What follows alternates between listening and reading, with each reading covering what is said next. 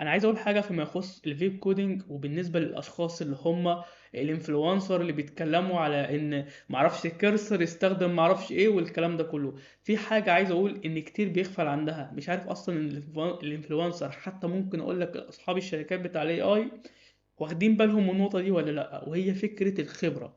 والمقصد هنا في كلامي فكره ان حد بيقول لك انا بستخدم كرسر وبيعمل لي الكلام ده كله، والشخص ده لو بصيت على تاريخه هتعرف ان هو 5 او 10 سنين خبره. فانت عارف البرومبت اللي هو اللي هو بيكتبه لكيرسر مثلا او شات جي بي تي عامل ازاي، ده كاتب فيها تفاصيل منعكسه على خبرته، عارف انواع الداتابيز، عارف ايه المناسبه للكيس دي، عارف كذا عارف كذا، عارف ان السيرفر اللي هيعمله كذا، كل الكلام ده.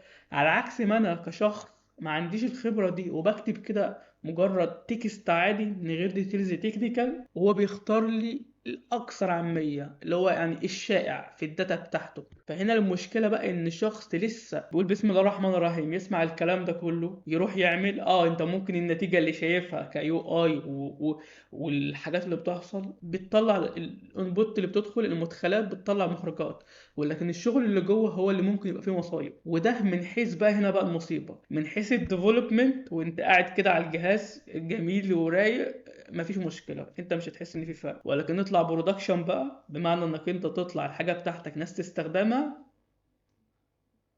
لان انت في نفس الوقت بالنسبه لحوار السوفت وير ده اقلها تفصيله اقولها لك، في فرق بين وقت ما انت تعمل سوفت وير تهندل 1000 شخص في خلال شهر، سوفت وير تهندل 1000 شخص في اليوم، سوفت وير تهندل 1000 شخص في الثانيه.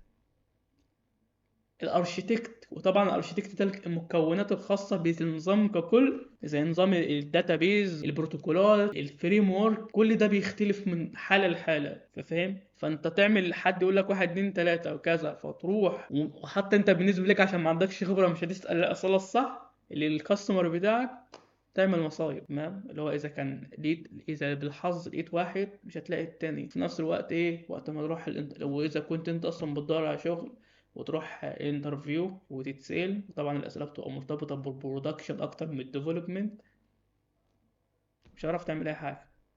فبكل بساطه اعمل اللي عليك واسس نفسك كويس، بعدين استخدم الاي اي انه يساعدك، مش هو انه يعمل لك شغلك كله.